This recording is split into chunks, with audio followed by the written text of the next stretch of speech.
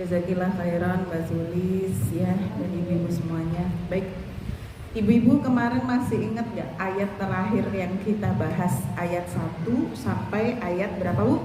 14. Diawali dengan apa? Sumpahnya Allah Subhanahu wa Ta'ala. Kemudian Allah Subhanahu wa Ta'ala menjelaskan dengan kita bahwa ya Allah betul-betul ya Bu ya, senantiasa mengawasi perbuatan-perbuatan anak Adam ya Bu ya, dan apapun yang dilakukan akan dibalas sesuai dengan perbuatannya begitu.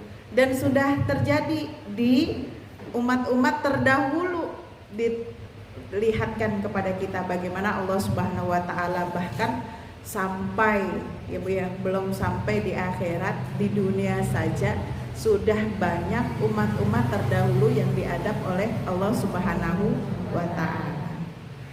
Ya. Kemudian nanti kita akan membahas terkait dengan apa? Dengan kebiasaan manusia, fitrahnya manusia, ya rata-rata sikapnya manusia itu seperti apa?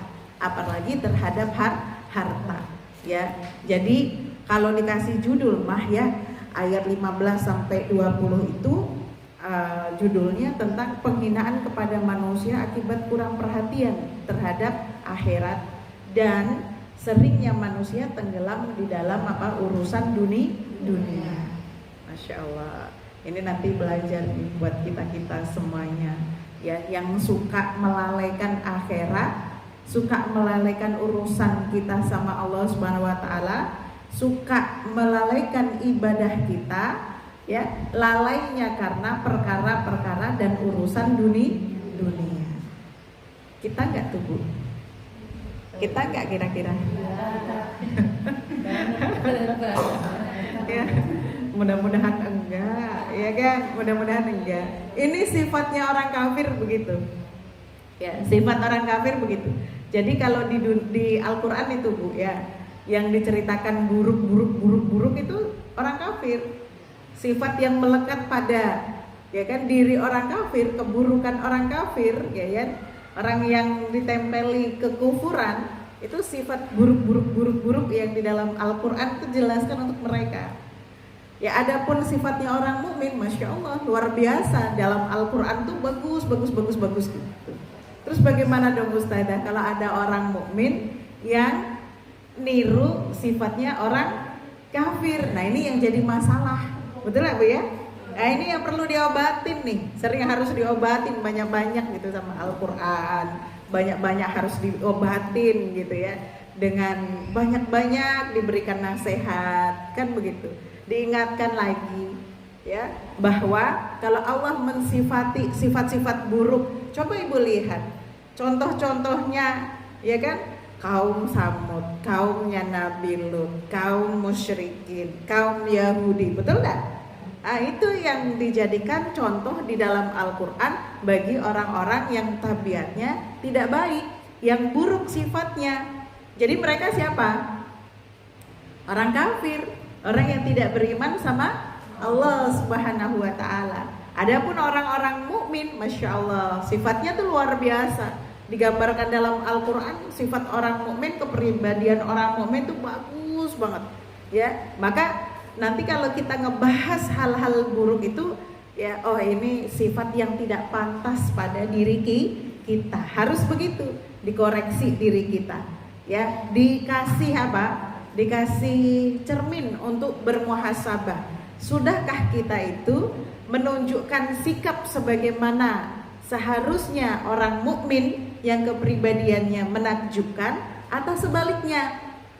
Ya, kita kok mirip-mirip sama yang diceritakan Allah itu, padahal itu yang diceritain sikapnya orang kafir, sifat-sifat buruk semuanya itu ada pada ya pribadi kekafiran gitu. Betul nggak Bu? Ya jadi itu jadi introspeksi diri. Kita hadir di majelis tadabbur tuh salah satu tujuannya itu Bu. Jadi nanti setiap hari ya ketika kita baca Quran, tadi disampaikan oleh Bu Siti, Ibu Ketua kita, ya orang yang kita ini insya Allah orang yang senantiasa berusaha setiap hari baca Quran, setiap hari ngaji, betul nggak Bu? Iya kan? Setiap hari ngaji, setiap hari baca Quran. Maka tugas kita selanjutnya adalah mentadaburi ayatnya, mentadaburi Al-Quran. Salah satu tujuan kita mentadaburi Al-Quran itu adalah bagaimana supaya Al-Quran yang kita baca bisa memiliki dampak baik pada diri kita, supaya keimanan kita semakin naik levelnya, nambah lagi, nambah iman kita sama Allah Subhanahu wa Ta'ala, ya, semakin tinggi lagi derajatnya, semakin baik kita. Bukan hanya baik menurut kacamata kita sendiri, tetapi baik juga, ya kan, menurut Allah, menurut suami kita, menurut anak-anak kita, menurut tetangga kita, menurut orang-orang yang ada di sekitar kita. Begitu. Kalau kita mah kalau ditanya, ya Bu udah baik belum? Oh udah dong, saya mah. Betul nggak? Kalau kita mah ya ngukur diri kita sendiri mah insya Allah udah baik gitu ya. Coba sekali-kali nanya sama suaminya, ya kan? Ya, Bi, Abi, Mas atau apa panggilnya? Ya, gimana sih pandangan Abi terhadap Umi? Iya, Abi Umi. Ya kan? Ya, Pak Ne gitu ya. Gimana sih gitu ya? Ya, kata suaminya, wah Umi mah udah bagus, udah keren gitu. Karena takut ya disuruh tidur di luar. Kayak gitu ya. Jadi insya Allah bisa juga lihat anak-anak tuh, kalau anak-anak ya kan menilai kita, ya bagaimana anak-anak terhadap kita, sikap mereka terhadap kita, berarti begitupun sikap kita terhadap mereka berarti. Begitu ya Bu ya? Ya, saudara, kemudian tetangga, temen, kan begitu ya. Orang kan rata-rata biasanya, rata-rata ya Bu ya, ini rata-rata manusia ya, mereka akan baik kalau kita juga baik. Itu rata-rata ya. Adapun kalau pengecualian, kita udah baik dia jahat ustazah, itu pengecualian. Walaupun kadang ada yang begitu ya. Atau sebaliknya, kitanya nggak baik tapi orang tetap baik sama kita. Betul nggak Bu? Ya, nah ini biasanya yang terjadi sama kita begitu, ya kan? Kita koreksi diri begitu ya. Sebagai seorang manusia kita itu masih banyak kurangnya, tapi masya Allah teman-teman kita, tetangga-tetangga kita, orang-orang yang sayang sama kita selalu apa? Ya, bertoleransi atas kekurangan kita. Masya Allah, alhamdulillah kita ketemu sama lingkungan yang seperti itu. Itu nikmat loh Bu, betul nggak? Masya Allah, nikmat ya. Maka tadi apa yang disampaikan oleh Allah Subhanahu wa Ta'ala di ayat 15, fa'ammal insanu idza mabtalahu rabbuhu fa'akramahu wa na'amah fayaqulu rabbi akraman. Kebanyakan manusia begini ya, orang hidup itu, orang di dunia itu ya, pengennya sukses dalam ukurannya itu adalah apa Bu? Harta. Betul enggak? Banyak duit, banyak kekayaan, itu fix sudah sukses dia. Walaupun dalam urusan keimanannya, dalam keurusan kepedulian sosialnya, ya, dalam urusan yang lain-lain, hubungan dia sama Allah, ya, tidak ada ukuran baiknya. Bahasa orang zaman sekarang atau orang Betawi mungkin ya bahasanya belangsat gitu udah. Betul nggak? Ya walaupun bahasanya begitu dah nggak ini. Ya walaupun seperti itu, yang penting dia kaya raya tuh dipikirnya apa Bu? Dia sukses ya. Maka Allah Subhanahu wa Ta'ala menggambarkan begitu. Maka adapun manusia apabila Tuhan mengujinya lalu memuliakannya dan memberi kesenangan, maka dia berkata, Tuhanku telah memuliakan aku. Ya, dia dikasih harta oleh Allah Subhanahu wa Ta'ala banyak, dia pikir Allah Subhanahu wa Ta'ala memuliakannya, membuat dia sukses, ada di tempat yang tinggi. Kita pun menilainya begitu, betul lah Bu kadang-kadang, ya kan? Tapi apakah itu penilaiannya betul? Tidak. Ya, di mata Allah Subhanahu wa Ta'ala Bu, harta itu hina, nggak ada apa-apanya. Ya, ukuran manusia dia dibilang kaya raya itu kalau dia sehari bisa membaca, sehari semalam bisa membaca atau ngaji 1000 ayat. 1000 ayat dalam Al-Quran itu kalau dihitung-hitung kurang lebih 5 juz lah. Itu standar kaya menurut Allah Subhanahu wa taala. Iya kan? Ya, nah ibu kalau ibu punya itu, walaupun nggak punya harta yang melimpah ruah, begitu ya, nah itu di mata Allah Subhanahu wa taala kaya raya lah kita. Ya, itu kata Rasulullah begitu, ya. Ya, bagaimana dengan sholat subuh yang diawali dengan qobliyah subuh? Apa kata Rasulullah? Itu dunia seisinya ada pada dia. Betul nggak? Kaya raya nggak bu kalau begitu? Nah itu menurut Allah ukuran kaya itu dengan ibadah begitu. Tapi kalau kata kita tidak, kata manusia bukan kata kita, kata manusia pada umumnya, ya bu ya. Kata manusia mah yang rumahnya megah, yang rumahnya magrong, mobilnya keren, hartanya banyak, itu dia. Ya kan? Itu orang yang mulia, orang yang sukses, orang yang kaya raya. Padahal tahu tidak? Harta itu ujian. Ya, harta itu ujian. Ibu punya nggak punya harta, dua-duanya ujian. Betul nggak? Ya, nggak punya harta, ujiannya ya Allah luar biasa. Bukan yang baik-baik saja itu, ya kan? Ya, gimana kita mau makan nggak punya duit, nggak punya harta, nggak punya uang untuk belanja, ujian nggak bu? Ujian, ya. Nah, tapi begitu memiliki harta berlimpah pun itu ujian. Itu jadi kekayaan, harta, ya bu ya, itu adalah ujian dari Allah Subhanahu wa taala. Tidak menunjukkan kemuliaan. Paham bu? Harta itu tidak menunjukkan kemuliaan, tetapi itu adalah ujian. Ya, sama aja manusia itu sama. Yang tidak punya harta itu ujian, yang hartanya banyak juga ujian. Hanya versinya beda. Yang satu ujiannya tidak punya, yang satu ujiannya punya. Ya. Yang satu ketika nggak punya, dilihat bagaimana dia menghadapi ketidakpunyaannya. Kan begitu ya bu ya? Kita kalau nggak punya gimana bu? Kayaknya nih muka-muka nggak punya ini. Semuanya punya semua ini ya. Jadi bingung kalau nggak punya, ditanyain nggak punya, bingung gitu kan? Karena punya terus gitu ya. Amin ya rabbal alamin. Alhamdulillah nggak punya uang kan bu? Nggak bisa makan kan bu?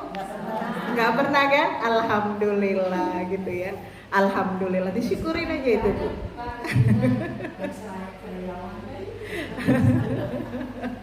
Ya ibu, karena kadang-kadang kita tuh ekspektasinya suka yang tidak sesuai dengan apa namanya yang dimaksud sama Allah Subhanahu wa taala. Betul enggak? Ya kan? Kalau menurut Allah, rizki itu adalah segala sesuatu yang dianugerahkan Allah kepada kita. Benar nggak bu? Ya kita harus begitu ya. Mata sempurna itu rizki nggak? Rizki, iya bukan main, ya kan? Terus kemudian pendengaran sempurna itu rizki nggak bu? Rizki, bukan main, ya kan?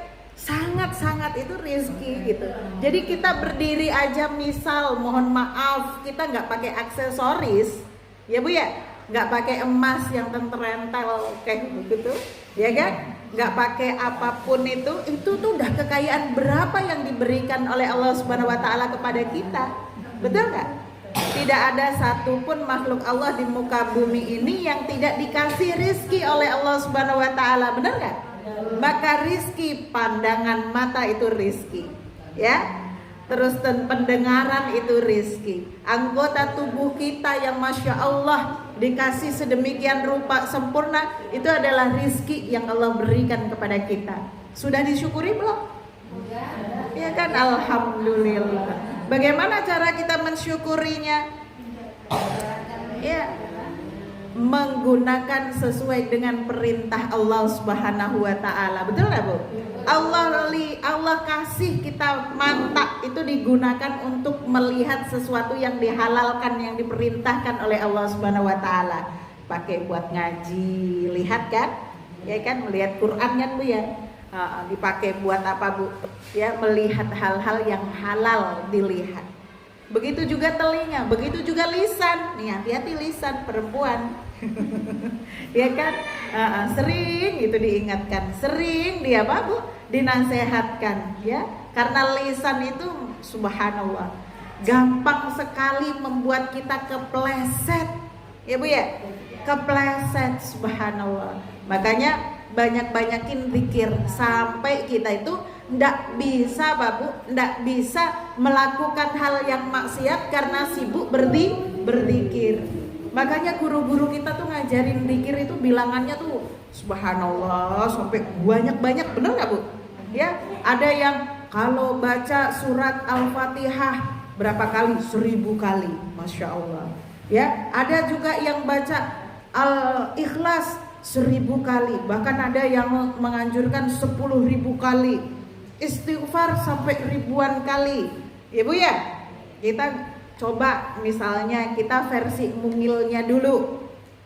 Ya, versi mungilnya itu misalnya kalau kita baca zikir pagi sore gitu kan ya, jangan dipotong-potong ya, jangan disunat jumlahnya ya, jangan dikorupsi jumlahnya.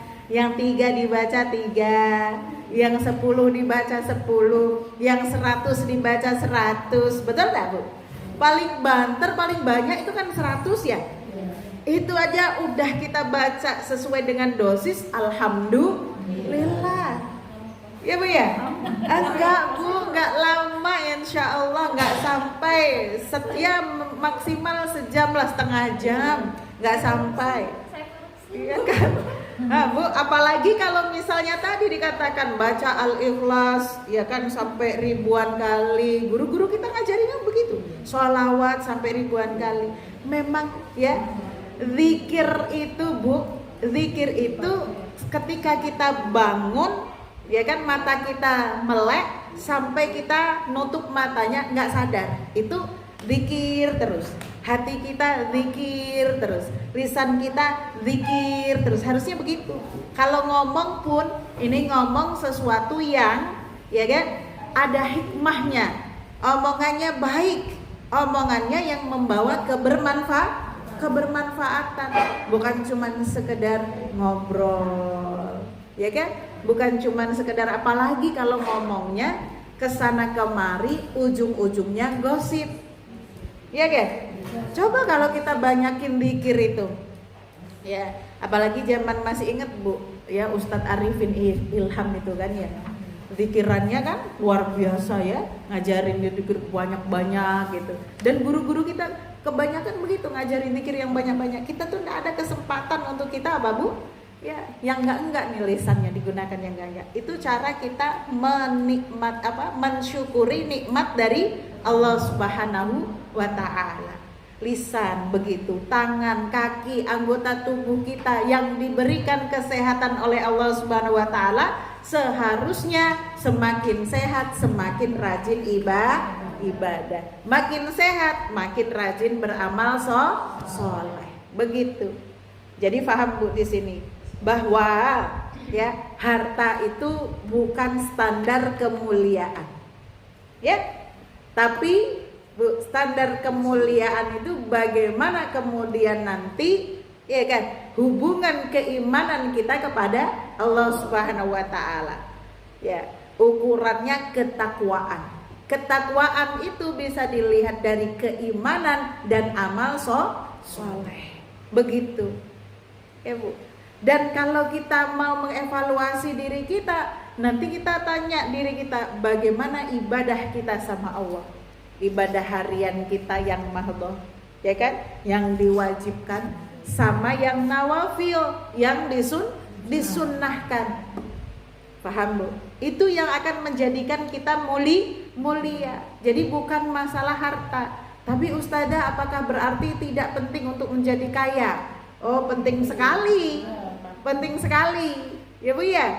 Karena orang muslim itu Islam ditegakkan itu dengan harta juga, bukan hanya dengan kalimat la ilaha illallah, bukan hanya kita berpekik takbir saja dan kemudian pegang senjata saja, tidak.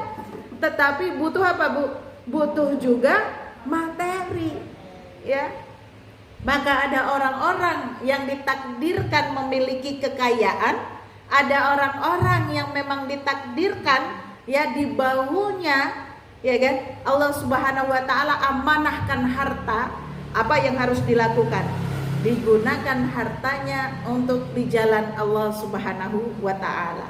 Minimal dia bisa membebaskan dirinya dari kefakiran. Karena fakir itu dekat sama kufur.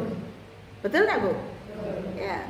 Jadi orang muslim harus begitu, tahu posisinya. Kalau dia memiliki banyak harta, dia bersyukur dan menjadikan hartanya sebagai wasilah beribadah kepada Allah Subhanahu wa taala, ditegakkannya Islam di tangannya, maka kalau dia diuji dengan ketidakadaan harta, dia bersabar.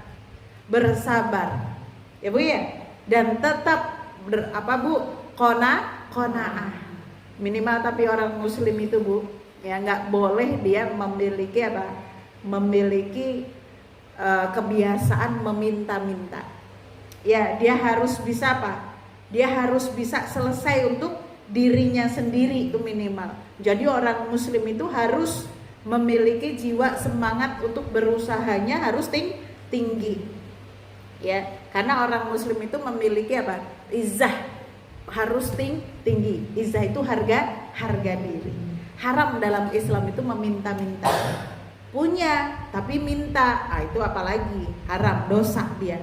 Ya, wong ndak punya saja, ya Bu ya, ndak punya saja, yang diwajibkan apa, Bu?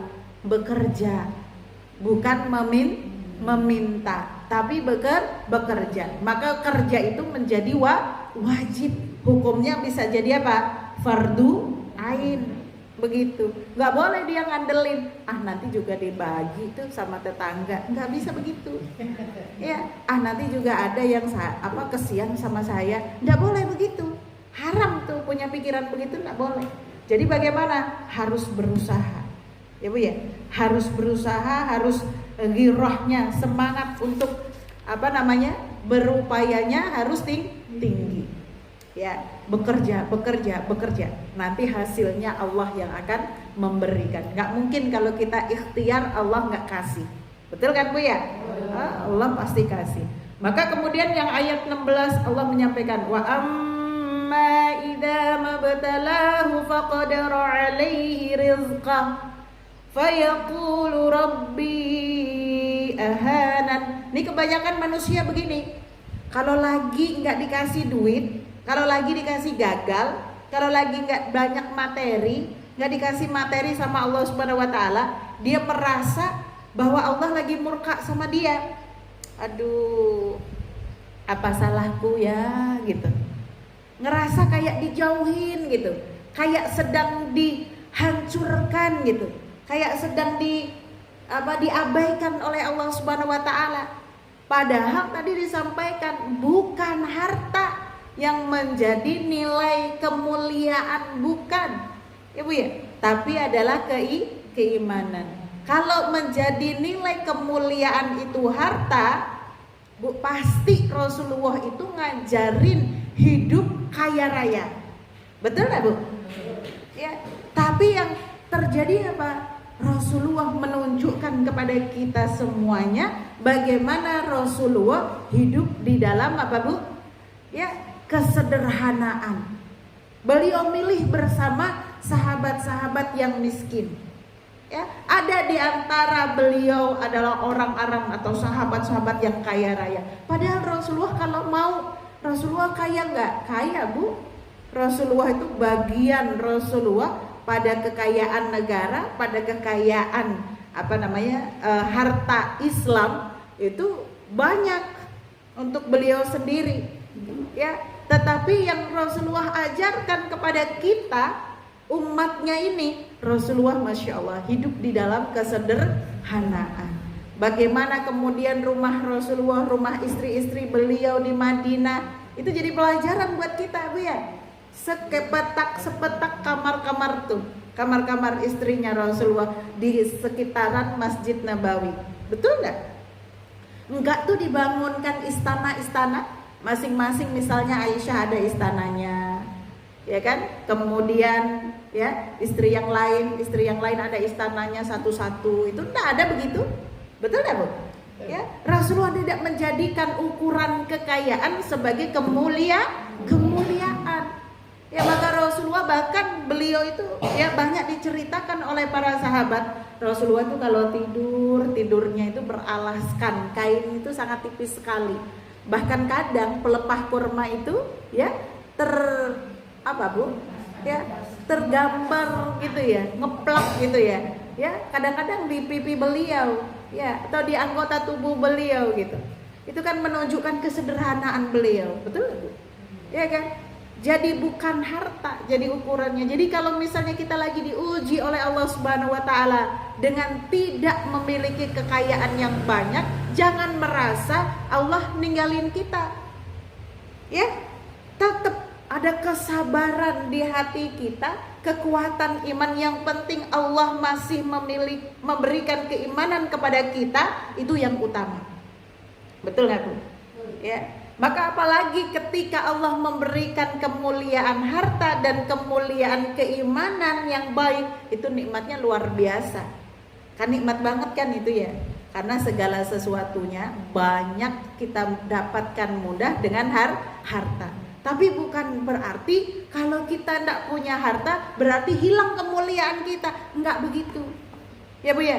Kita mau haji, ya logikanya kalau orang mau pergi haji harus punya duit, betul nggak Bu? Ya kan? Persekian orang haji itu gratis, ya kan? Ya kan nggak bisa ditiru, ya itu rezeki, ya rezeki min haitsu la yahtasib, benar-benar Allah Subhanahu wa taala itu, ya kan? Ya, tapi kadang-kadang ya kita itu, masya Allah, lupa bersyukur, ya Bu, lupa bersyukur. Terus apa lagi Bu? Kita merasa ya Allah kalau udah lagi di bawah, kalau lagi down, lagi ya nggak punya harta atau lagi nggak punya duit itu, subhanallah banyak Bu orang-orang itu ya di luar sana. Mudah-mudahan bukan kita salah satunya.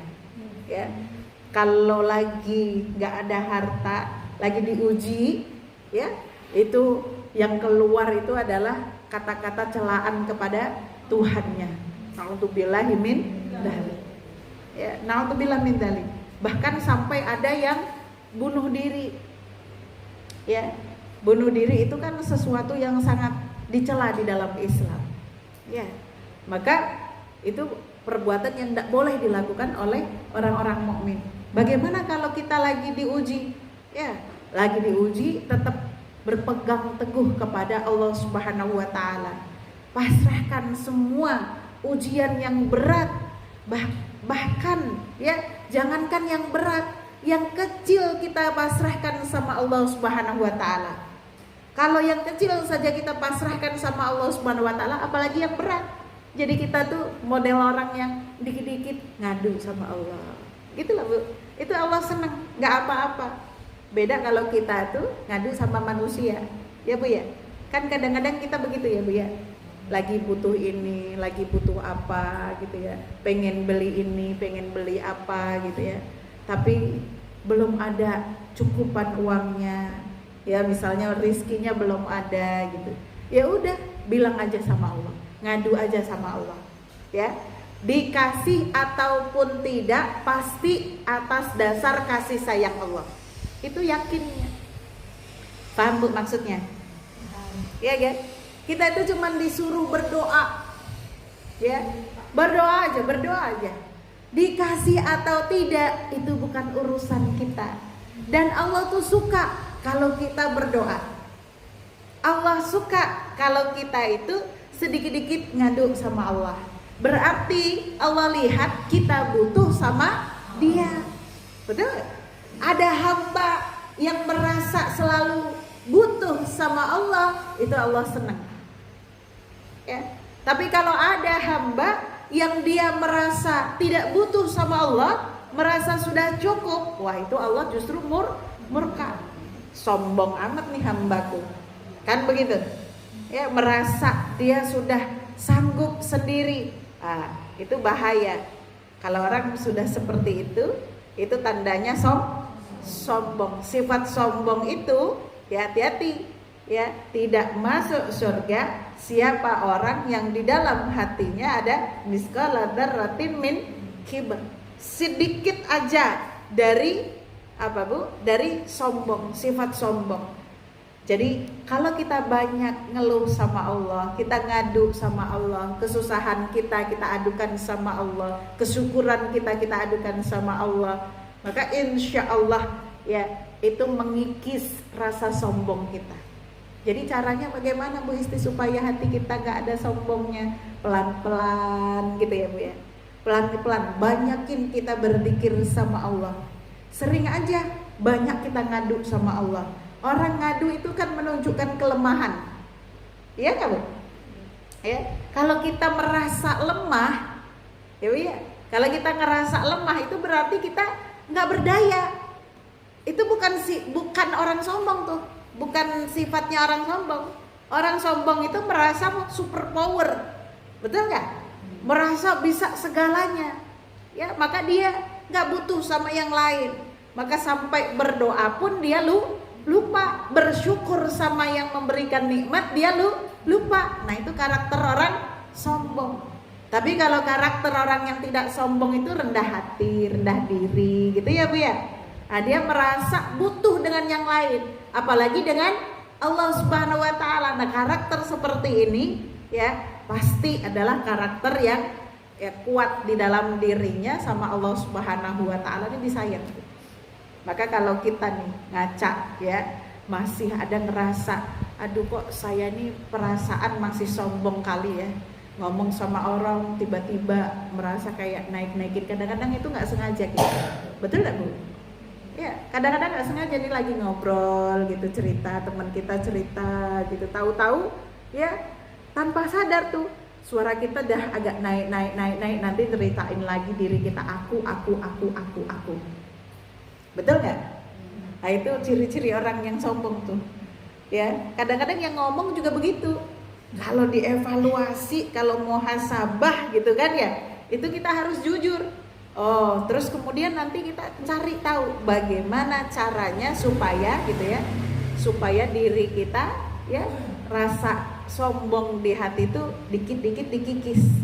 Satu, berdoa sama Allah Subhanahu wa taala, minta tolong ya Allah gitu ya, hilangkanlah kesombongan dan maafkan, ampuni ya kan, ampuni dosa aku, nggak berniat sombong ya Allah. Kadang-kadang kan begitu ya Bu ya. Nah itu nggak sengaja tuh, setan tuh main-main tuh setan lagi disalahin ya.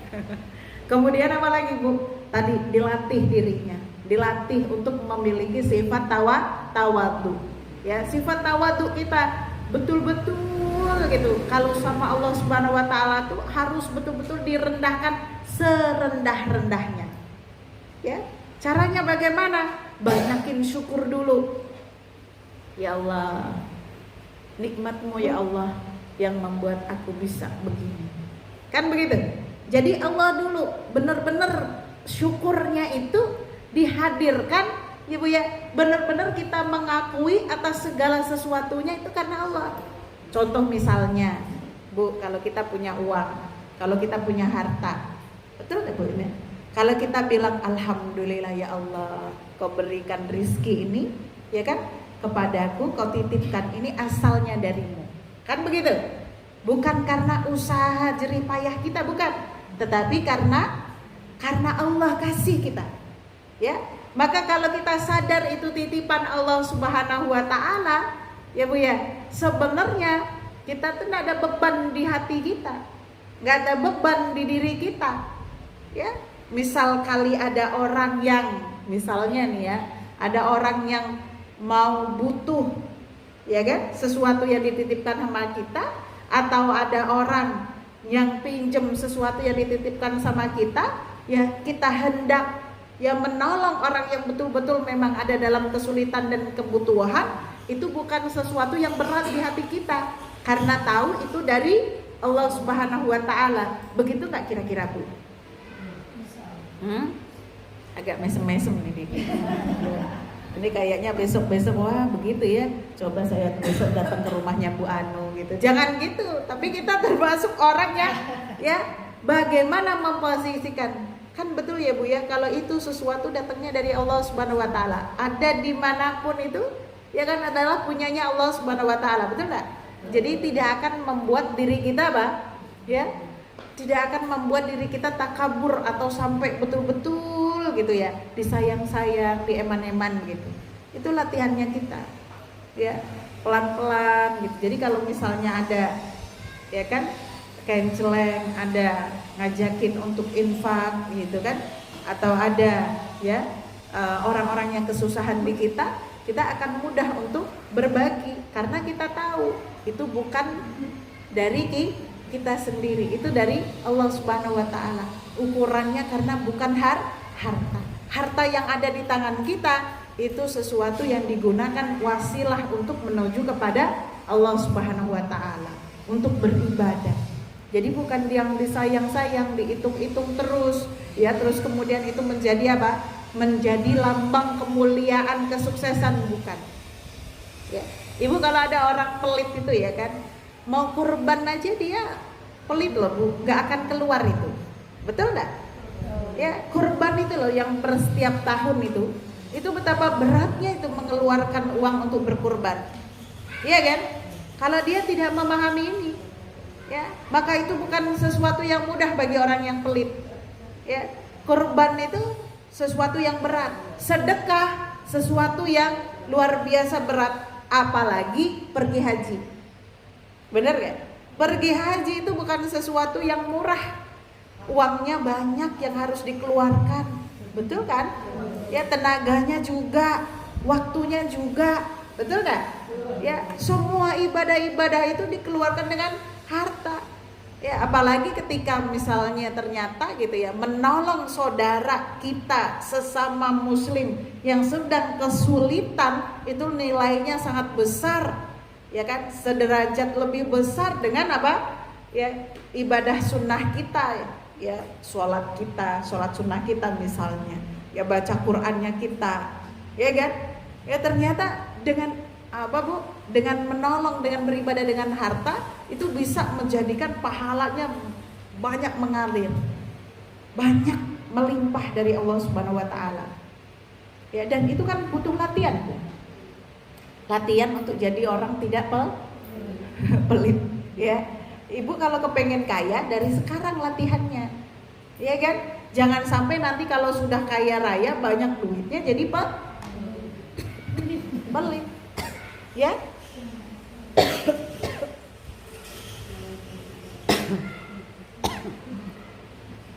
Oke.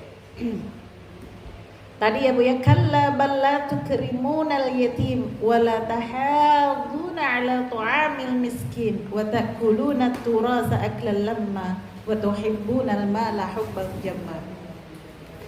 Nah, ini kebiasaan.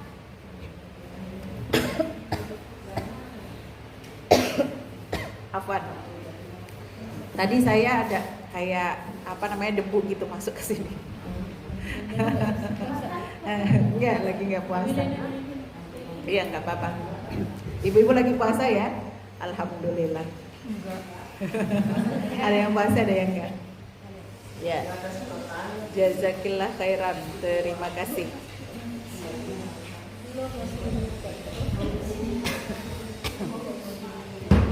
Saya minum dulu lah ya. Ibu-ibu boleh lah ya minum dulu, silahkan.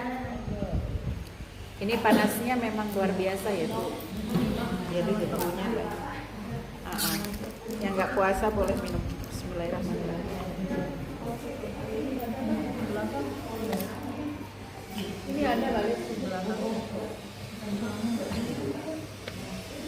Maka ibu-ibu sekalian, ya saya lanjutkan ya. Setelah Allah tadi mencela orang-orang ya dengan perkataan mereka, kalau aku lagi dikasih harta banyak, kalau dikasih harta banyak berarti Allah muliain aku.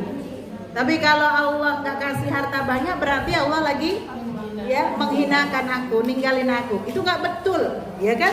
Kemudian Allah Subhanahu wa taala menyampaikan bagaimana ya keburukan atau tindakan yang lebih buruk dari sebelumnya. Yaitu apa? Orang yang tidak peduli dengan lingkungan sosialnya. Ya, orang yang tidak peduli dengan kondisi masyarakat muslim di sekitarnya. Ya, ini adalah orang muslim yang buruk. Orang yang memiliki harta yang buruk adalah orang yang tidak peduli dengan lingkungan dan sosialnya. Gak peduli dengan saudara-saudaranya, gak peduli dengan keadaan tetangganya, gak peduli dengan saudara muslimnya. Ya, yang penting kata dia, yang penting mah aku. Nah, ini sekarang yang lagi banyak yang lagi banyak nih. Ya, anak-anak zaman sekarang pemikirannya itu ya mereka begitu. Aku mah gak peduli sama orang lain, yang penting mah aku. Ya kan? Aku mah gak peduli sama tetanggaku, yang penting aku lagi. Ya, aku mah gak peduli dengan ya kakak, adik, saudara-saudara, yang penting mah aku. Bahkan sampai naudzubillah min dalik, aku mah gak peduli sama orang tuaku, yang penting aku. Iya, banyak yang begitu. Aku. Ya, Bu, kita tuh manusia hidup, ya kan? Hidup nggak bisa sendirian. Mau sekaya apapun harta banyak pun pasti butuh orang lain.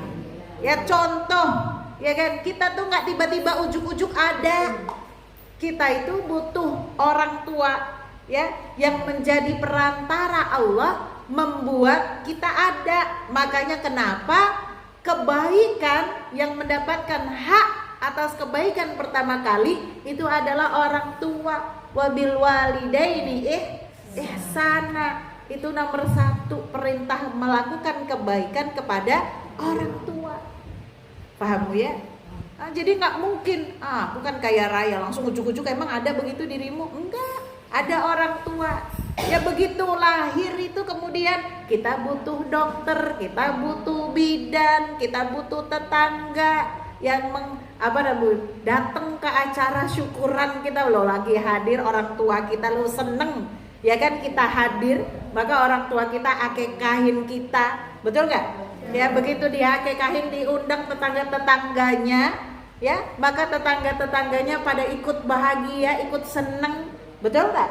Ya itulah manusia, tidak mungkin manusia bisa hidup sendirian, ya. Maka gitu ya, harus diperhatiin teman-teman semuanya, jangan merasa bisa hidup sendiri. Yang penting aku punya duit mah, kayaknya aku nggak butuh orang. Sekarang begitu, iya kan? Ya, dikiranya, maka dilihat ya. Sekarang orang makin punya tembok makin tinggi-tinggi. Ya kan, kalau punya duit banyak, temboknya makin tinggi rumahnya, ya. Apalagi zaman sekarang nggak butuh pembantu, butuhnya robot, ya kan? Pakai apa tuh? Ya teknologi sekarang ada namanya AI, ya kan? Apa-apa semuanya pakai teknologi. Hidup sendirian, nggak pakai pembantu, nggak pakai nggak ada tetangganya, nggak peduli sama tetangganya, kanan kirinya dia nggak kenal. Naudzubillahi min dzalik. Itu bukan manusia, Bu. Manusia pada fitrahnya dia hidup berkelompok, dia bermasyarakat. Maka kita dengan saudara kita itu adalah saudara. Sesama muslim itu adalah saudara. Kalau sudah bersaudara itu kal jasadi, kayak satu tubuh. Jadi kalau kita ada yang sakit, ya kan, maka semuanya merasakan sakit. Di antara orang muslim ada yang luka, ada yang sakit, maka seluruh orang Islam harus merasakannya. Ya contoh kayak saudara kita di Palestina. Kenapa kita di sini harus peduli dengan mereka yang di Palestina, harus peduli dengan orang-orang muslim lain yang di negara-negara lain yang hidupnya tidak senikmat orang-orang muslim di Indonesia? Karena mereka saudara kita. Ibarat hubungan saudara itu satu tubuh. Maka apa perintah Allah Subhanahu wa taala? Ya kan? Perintah Allah kita peduli kepada orang-orang di sekitar kita. Jangan sampai ya kepada anak yatim kita tidak peduli. Nah itu, ya kan? Anak yatim di samping rumah kita sampai berhari-hari nggak makan, padahal kita makan enak, tidur nyenyak, di samping kita ada anak yatim yang nggak makan. Itu dosa, Bu. Dosa. Ya, kalau nggak tahu bagaimana, tetap, Bu, karena kalau di samping kita deketan dengan kita, itu harusnya kita tahu.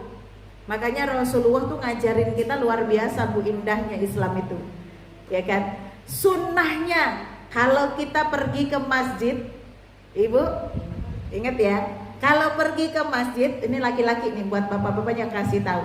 Kalau pergi ke masjid, pulangnya sunnahnya disuruh cari jalan beda. Tujuannya buat apa? Biar kita tahu sekitar-sekitar kita, kondisi saudara kita. Tadi lewat pas berangkat jalan A, oh liatin kanan kiri tuh, ya. Alhamdulillah, nggak ada apa-apa nih, kayaknya tetangga-tetangga pada makmur semuanya. Alhamdulillah. Begitu udah selesai jamaah, ganti jalan B, lewat belakang, muter, liatin ini saudara-saudaranya. Kira-kira ada kedengaran tangisan orang nggak? Kira-kira kedengaran ada, lihat ada sesuatu yang nggak betul nggak? Begitu tujuannya. Bukan cuman sekedar ya Bu ya, jalan pergi dan jalan pulang beda saja, tidak, tetapi ada maksudnya gitu ya. Ini kalau nggak paham kan, ada yang penting kita muter aja nanti jalannya beda, nggak begitu maksudnya, ya kan?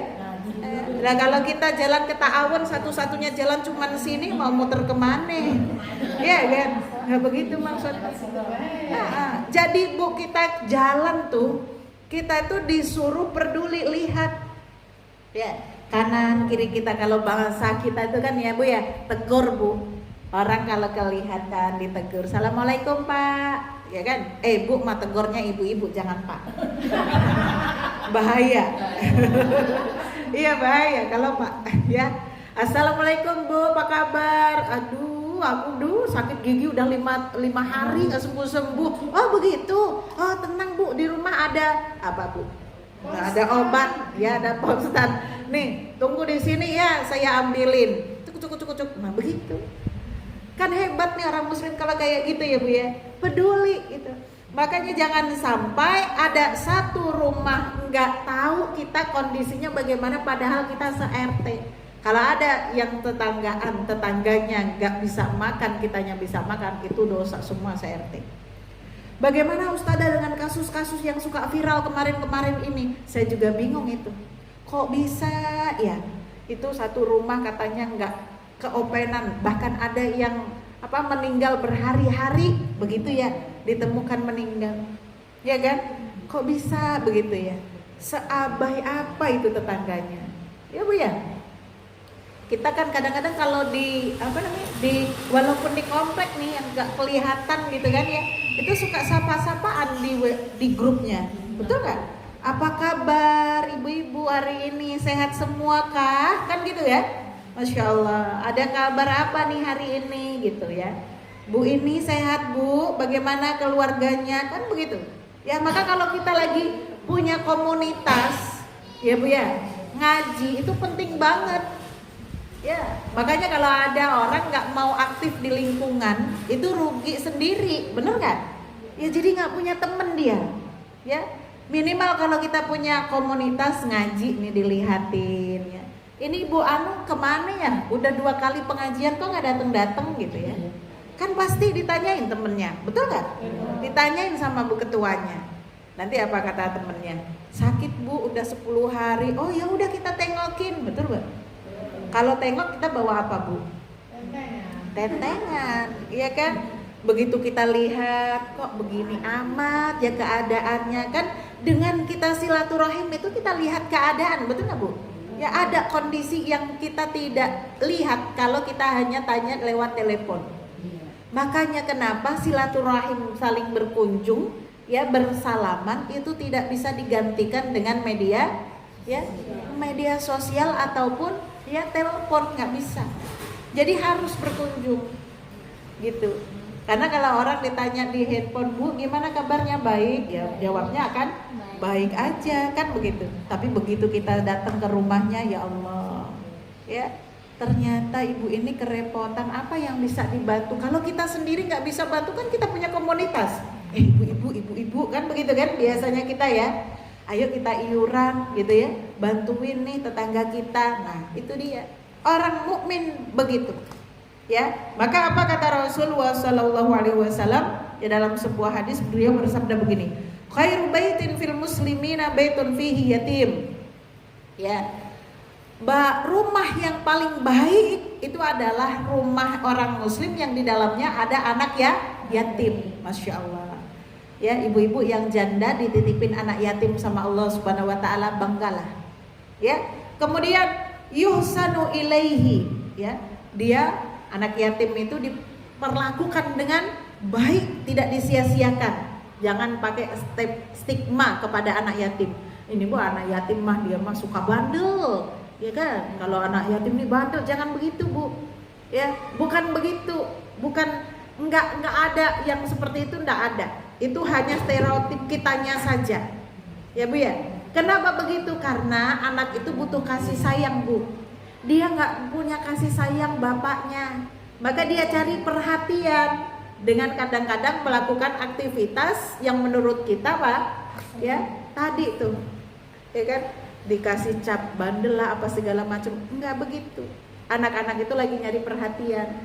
Maka kalau ada anak yatim, ya kita kasih perhatian cukup, insya Allah dia tidak akan ya over dalam mencari perhatian, ya. Kemudian wa syarru baitin fil muslimina baitun fihi yatimun yusa'u ilaih. Dan seburuk-buruk rumah orang yatim itu adalah rumah orang muslim itu adalah rumah yang di dalamnya ada anak yatim tapi diperlakukan dengan buruk. Ya. Diperlakukan dengan buruk. Kalau yang ada di dalam rumah itu memperlakukan dengan buruk, artinya itu masih kerabatnya. Betul nggak bu? Imam siapa? Emaknya, tantenya, atau ya pokoknya saudara lah kalau ada di dalam rumah itu. Maka kalau bukan ada di dalam rumah kita, ada di lingkungan kita, jangan sampai kita memperlakukan anak yatim yang ada di lingkungan kita dengan buruk. Jangan dibilang nanti seburuk-buruk lingkungan adalah, kan nggak enak, betul nggak? Ya, kalau ada nih sekitaran kita ada nggak anak yatimnya, ya maka wajib kita ya untuk berlaku baik kepada dia, memberikan perhatian baik kepada dia. Jangan malah disia-siakan, dijulitin, terus kemudian dia apa? Ya, kadang-kadang ya, oh yatim lo, apa itu namanya, dibully, ya kan, kadang-kadang begitu gitu. Kadang-kadang ya, kadang-kadang ada tuh ibu-ibu yang suka nyeplos gitu. Emang dia yatim makanya nakalnya minta ampun gitu. Nggak boleh begitu bu, nggak boleh. Itu perkataan yang buruk, itu pembulian. Ya, anak ini cari perhatian karena dia nggak dapat perhatian dari bapaknya, karena bapaknya nggak ada. Maka lingkunganlah yang bertanggung jawab memperhatikan. Maka perhatikan Rasulullah itu terhadap anak yatim, masya Allah, sayang banget dia, sangat sayang banget beliau itu sama anak yatim. Maka ini yang kita apa bu? Kita contoh dan kita teladani. Maka apa perintah Rasulullah dan bagaimana ajaran Rasulullah kepada anak-anak yatim? Sumaqal bi usbu'aihi. Kemudian Rasulullah Shallallahu Alaihi Wasallam bersabda dengan dua jari beliau. Bagaimana? Beliau menyampaikan begini, ana wa kafilul yatim fil jannah hakada wa huwa yushiru bi usbu'aihi. Aku dan orang yang ngurusin anak yatim itu begini nanti di surga. Masya Allah. Ini begini nih, ya, deket, luar biasa. Ya, ibu-ibu yang dulu meninggal oleh suaminya, masih dititipin anak yatim, ibu punya potensi deket sama Rasulullah Sallallahu Alaihi Wasallam di surga nanti, begini deketnya. Bahkan dalam riwayat Abu Dawud dari Sahal bin Sa'id bahwasanya Rasulullah bersabda, ya ana wa kafilul yatim kahataini fil jannah. Beliau sambil mengaitkan antara dua jari beliau, jari tengah dan jari telunjuk, dikaitkan itu berarti saking dekatnya tuh begini. Kalau nggak begini ya kan bu ya, kalau nggak begini tuh begini, dempet. Masya Allah, saking dekatnya Rasulullah dengan orang yang ngopenin anak yatim. Ini ngopenin bukan berarti cuma sebulan sekali. Ini bentar lagi Muharram nih, ya kan? Bukan cuma setahun sekali, bukan sebulan sekali, tapi bukan cuma setahun sekali, cuma dikasih duit 50.000 terus dielus kepalanya, udah selesai, ya kan? Terus kemudian habis itu nggak diperduliin, bukan. Tapi maksudnya, ya, ini sekali lagi saya sampaikan, ada kali ponakannya yang ditinggal oleh orang tuanya, ya kan Bu ya, yatim, kemudian diasuh sama dia. Lihat Rasulullah bagaimana dengan Ali radhiyallahu anhu, betul nggak? Ali ya dibawa ke rumahnya Rasulullah, ada diurusin sama Rasulullah, masya Allah. Dan bukan hanya Ali, Zaid dan banyak anak-anak yang mendapatkan kasih sayangnya Rasulullah. Begitu Bu. Jadi kita kalau ngelihatin orang yang, ya Bu ya, orang yang lagi kesusahan ngegedein anak yatim tuh dibantu, janda-janda gitu ya Bu ya. Jangan nyinyirin, jangan Bu ya, jangan disepelein, jangan dipandang sebelah mata. Apalagi kadang-kadang kalau ada janda di lingkungan kita itu suka disuudonin, ya kan, suka disuudonin. Hati-hati ya, pikiran suudonnya kita, pikiran buruknya kita itu bisa membawa bencana. Na'udzubillahi min dzalik, ya. Kemudian Ibu ya, sama seperti ketika kita ngopenin anak yatim tadi Bu ya, ngopenin anak yatim atau ya yukafil aitam, ya kan, itu harus betul-betul diperhatikan, jangan sampai memakan hartanya, harta warisannya, harta yang dititipkan orang kepada kita untuk diberikan kepadanya, itu jangan sampai, ya, jangan sampai kita nikmatin sendiri. Ya, kadang-kadang zaman sekarang ada aja ya menerima sumbangan untuk anak yatim. Tapi itu jadi kedok, ya kan? Yang punya kemudian kaya raya, anak-anak yatim kecilnya cuman dipakai alat untuk ngumpulin apa? Harta kekayaan. Itu nanti Bu di akhirat, masya Allah, itu azabnya orang yang seperti itu, jahatnya luar biasa, ya kan? Itu betul-betul ada perhitungannya nanti sama Allah Subhanahu wa taala. Ya. Ibu perhatiin ya. Kita kalau ngurusin anak yatim, potensi deket sama Rasulullah di surga itu kan luar biasa Bu ya. Banyak nih, potensinya banyak untuk deket ya. Ya. Maka dibutuhkan apa? Keikhlasan. Dan itu ya tidak terjadi kecuali kepada orang yang betul-betul imannya kepada Allah Subhanahu wa taala dengan baik. Ya, dan kalau kita masih cinta mati sama harta kita, masih pedit-medit alias bakhil, ya kan? Maka itu pun akan terjadi. Betul nggak Bu? Ya, apalagi kalau di dalam hatinya ya banyak kedengkian. Ya Allah, naudzubillahi min dzalik. Itu kan bukan anakku, bukan keluargaku. Ada aja orang begitu kan Bu? Ya, maka untuk mengeluarkan ya harta, ya kan? Itu tuh luar biasa. Susahnya minta ampun. Nauzubillahi min dzalik. Ya, jangan sampai, karena sifat manusia tadi Bu, wa tuhibbunal mala hubban jamma. Ya, kebanyakan kita ini seneng banget dengan harta. Siapa sih Bu yang gak suka harta? Betul gak?